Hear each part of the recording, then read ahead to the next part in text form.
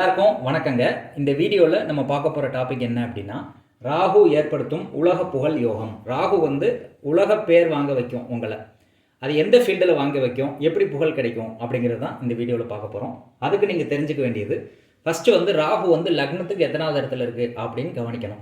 இங்கே லக்னத்துக்கு 2ல் ராகு இருக்குது. இது நம்பர் 1 கவனிக்க வேண்டியது. அப்போ 2ஆம் இடம் அப்படிங்கிற இடத்துல ராகு இருக்குது அப்படின்னா, நீங்கள் அடுத்து கவனிக்க வேண்டியது, காலபுருஷனுக்கு 2ஆம் அதிபதி யார்? இப்போ காலபுருஷனுக்கு 2ஆம் அதிபதி ரிஷபராசி அதிபதி சுக்கிரன் தானே. அப்போ காலபுருஷனுடைய 2ஆம் அதிபதி லக்னத்தோடையோ 10ஆம் இடத்தோடையோ தொடர்பு கொண்டா அவங்க கண்டிப்பாக வேர்ல்டு லெவலில் ஃபேமஸ் ஆவாங்க. எந்த துறையில் ஃபேமஸ் ஆவாங்க அப்படின்னா, இந்த காலபுருஷனுக்கு 2ஆம் அதிபதி யார்? சுக்கிரன். அப்போ சுக்கிரன் சம்மந்தப்பட்ட துறையில் அவங்க ஃபேமஸ் ஆவாங்க. சுக்கிரன் எதை குறிக்குது? நடிப்பை குறிக்குது, இசையை குறிக்குது, நடனத்தை குறிக்குது. இந்த மாதிரி விஷயங்களில் அவங்க ஃபேமஸ் ஆவாங்க அப்படின்னு சொல்லலாம். ஓகேயா? அப்போ இது ஒரு எக்ஸாம்பிளோட பார்ப்போம். இப்போ இந்த ஜாதகத்தில் லக்னத்துக்கு 2ஆம் இடத்துல ராகு இருக்குது. அப்போ ஃபர்ஸ்ட் பாயிண்ட். 2வது பாயிண்ட் காலபுருஷனுக்கு 2ஆம் அதிபதி யார்? சுக்கிரன் தானே. அப்போ சுக்கிரன் லக்னத்தோடு தொடர்பு கொள்ளணும். அப்போ இங்கே லக்னத்தோடு தொடர்பு கொண்டிருக்கு, லக்னத்திலே சுக்கிரன் இருக்குது. அப்போ இப்படி இருந்தால் அவங்க வேர்ல்டு ஃபேமஸ் ஆவாங்க. நம்பர் 1. நம்பர் 2nd பாயிண்ட் சுக்கிரன் லக்னத்துக்கு 7ஆம் இடத்துலேருந்து லக்னத்தோடு தொடர்பு கொள்ளுது. அப்பையும் இவங்க வேர்ல்டு ஃபேமஸ் ஆவாங்க. நம்பர் 2. 3வது பாயிண்ட் காலபுருஷனுக்கு 10ஆம் அதிபதியோட இந்த 2ஆம் அதிபதி தொடர்பு கொள்ளுது. அதாவது காலபுருஷனுக்கு 10ஆம் அதிபதி சனியோட சுக்கிரன் தொடர்பு கொள்ளுது அப்படின்னாலும் உங்களுக்கு புகழ் கிடைக்கும். இது நம்பர் 3. லக்னத்துக்கு 10ஆம் அதிபதியோடையும் சுக்கிரன் தொடர்பு கொண்டால் புகழ் கிடைக்கும். இப்போ லக்னத்துக்கு 10ஆம் அதிபதி குருவாக வருவார். அப்போ குருவோட இந்த சுக்கிரன் சேரும்போது உங்களுக்கு புகழ் கிடைக்கும். இது நம்பர் 4.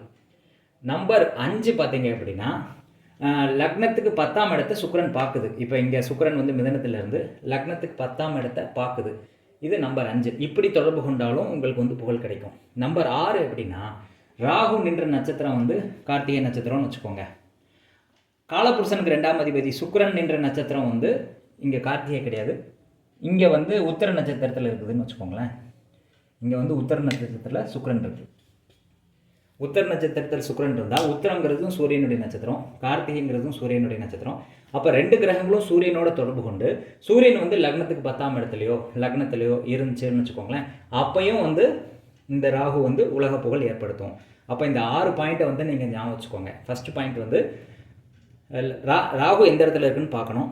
2ஆம் இடத்துல இருக்குது அப்படின்னா, காலபுருஷனுக்கு 2ஆம் அதிபதி லக்னத்தோடையோ 10லையோ தொடர்பு கொள்ளணும். அதுதான் கான்செப்ட். இப்போ ஃபஸ்ட் பாயிண்டில் சுக்கிரன் லக்னத்தோடு தொடர்பு கொள்ளுது. நம்பர் 1. செகண்ட் சுக்கிரன் லக்னத்தை பார்க்குது. இது நம்பர் 2. அதாவது காலபுருஷனுக்கு 10ஆம் அதிபதியோட சுக்கிரன் தொடர்பு கொள்ளுது. இது நம்பர் 3. லக்னத்துக்கு 10ஆம் அதிபதி குருவோட சுக்கிரன் சேர்ந்துருக்குது. இது நம்பர் 4.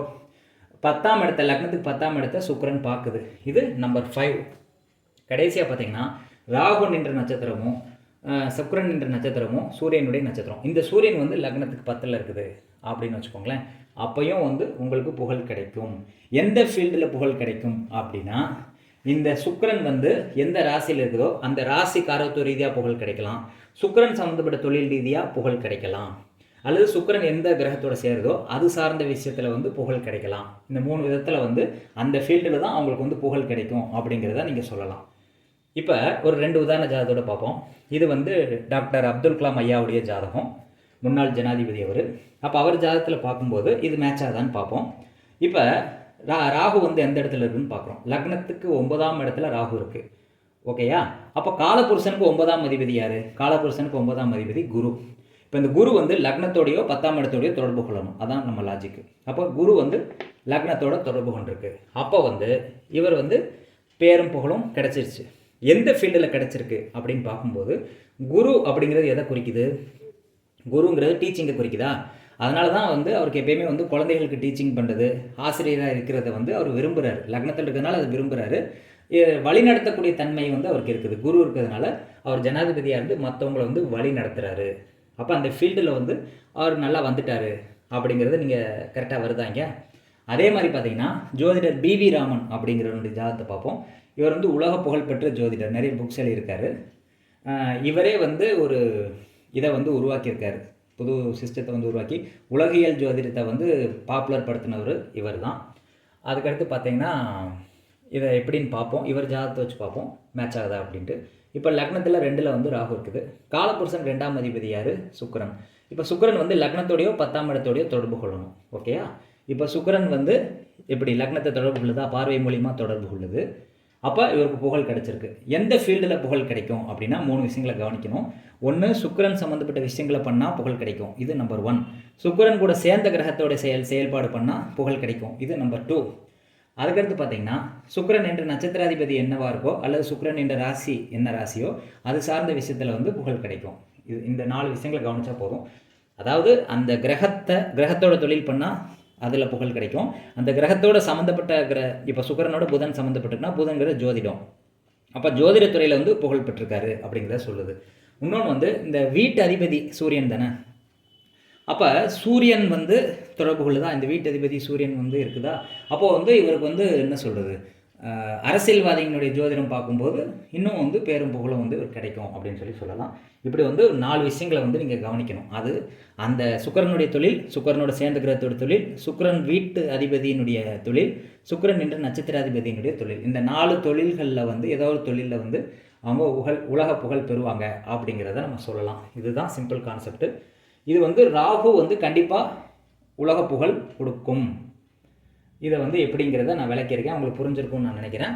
இதுக்கு அடுத்தடுத்த கான்செப்ட்ஸ் என்ன அப்படின்னா, லக்னத்துக்கு 5ஆம் அதிபதியும் காலபுருஷனுக்கு 5ஆம் அதிபதியும் தொடர்பு கொண்டாலும் உங்களுக்கு புகழ் கிடைக்கும். இந்த வீடியோவில் வந்து ராகு எப்படி புகழ் கொடுக்குது அப்படிங்கிறத சொல்லியிருக்கேன். இந்த மாதிரி நிறைய கான்செப்ட்ஸ் இருக்குது. அடுத்தடுத்த வீடியோஸில் வந்து பார்ப்போம். சுவாரஸ்யமாக போகும்.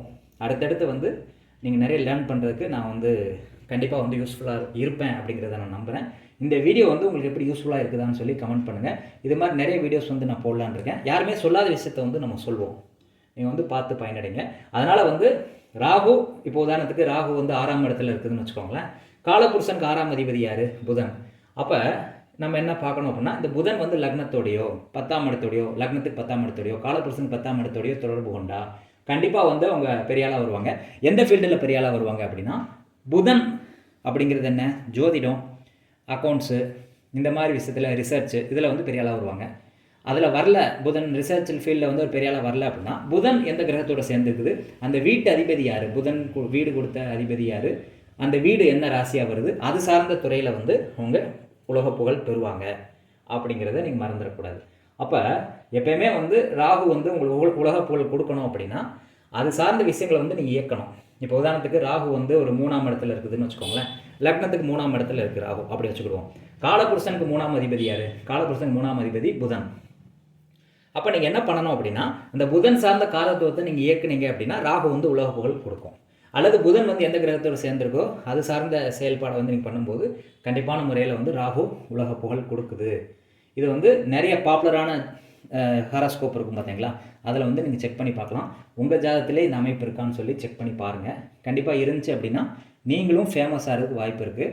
ஆனால் அது சம்மந்தப்பட்ட ஃபீல்டில் வந்து நீங்கள் தொழில் பண்ணாலோ அது சம்மந்தப்பட்ட ஃபீல்டில் வந்து நீங்கள் போனால் மட்டும்தான் புகழ் கிடைக்கும். எனக்கு அந்த மாதிரி இருக்குது அமைப்பு, ஆனால் எனக்கு புகழ் கிடைக்கல அப்படின்னா, இப்போ உதாரணத்துக்கு இங்கே வந்து குரு இருக்குது. இப்போ உதாரணத்துக்கு லக்னத்துக்கு 9ஆம் இடத்துல ராகு இருக்குதா, காலபுருஷனுக்கு 9ஆம் அதிபதி குரு தானே. அப்போ குரு வந்து லக்னத்தோடு தொடர்பு கொண்டிருக்குன்னா, இப்போ வந்து நீங்கள் டீச்சராக இருக்கீங்க அப்படின்னா கண்டிப்பாக வேர்ல்டு லெவலில் ஃபேமஸ் ஆவீங்க. ஆனால் நீங்கள் வேறு ஃபீல்டில் இருக்கீங்க அப்படின்னா ஃபேமஸாக இருக்கக்கூடிய வாய்ப்புகள் வந்து கம்மி. அப்போ அந்த கிரகம் வந்து இருக்குது, லக்னத்தோடையோ 10ஆம் இடத்தோடையோ தொடர்பு கொள்ளுது அப்படின்னா அது எந்த கிரகம்னு பார்த்து அல்லது அது நின்ற ராசியை பார்த்து அது சார்ந்த விஷயங்களை வந்து நீங்கள் இயக்கும்போது கண்டிப்பாக வந்து வேர்ல்டு ஃபேமஸ் ஆகலாம். இதை வந்து செக் பண்ணிவிட்டு அதுக்கேற்ற மாதிரி நீங்கள் ஆக்டிவேட் பண்ணுங்கள். இங்கே எல்லோரும் என்ன நினைக்கிறாங்க அப்படின்னா, ஜாதகமே எல்லாத்தையும் கொடுத்துரும், நேரம் வரும்போது எல்லாமே நடந்துரும்னு நினைக்கிறாங்க. நான் என்ன சொல்கிறேன்னா, நேரம் வரட்டும், வரும்போது நடக்கட்டும். இப்போ உங்களுக்கு நேரம் வந்து இன்னொரு 20 வருஷம் கழிச்சு வருதுன்னு வச்சுக்கோங்களேன். 20 வருஷம் வரைக்கும் வெயிட் பண்ண தேவையில்லைன்னு சொல்கிறேன். அது சார்ந்த விஷயங்கள் நீங்கள் இயக்குனீங்க அப்படின்னா கண்டிப்பாக வந்து அதுக்கு முன்னாடியே வந்து உங்களால் புகழ் பெற முடியுங்கிறது என்னுடைய கருத்து. அனுபவத்தில் நான் கண்டுபிடிச்ச விஷயம். இதை வந்து டெஸ்ட் பண்ணி பாருங்கள். இந்த பதிவு எப்படி இருக்குது அப்படின்னு சொல்லி கமெண்ட் பண்ணுங்கள். நன்றி, வணக்கம்.